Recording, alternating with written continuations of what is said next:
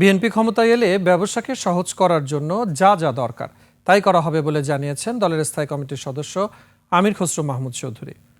বসুন্ধরা আন্তর্জাতিক কনভেনশন সিটিতে Bangladesh garments accessories, packaging, yarn ও fabrics manufacturers and exporters association BGAPME এর গ্যাপ এক্সপো 2026 প্রদর্শনী উদ্বোধন করে তিনি বলেন, ব্যবসায়ীদের সাথে আলোচনা করে তাদের সমস্যা সমাধান করতে চায় বিএনপি।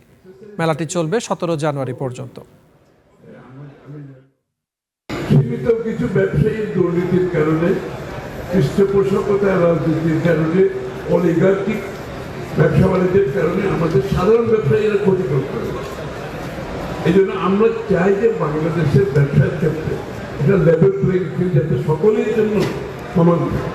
ডেমোক্রেটাইজেশন অফ দি ইকোনমির কথা আমরা বলছি যে শুধু রাজনীতিকে গণতান্ত্রিক করলে হবে না, অর্থনীতিকে গণতান্ত্রিক করতে হবে।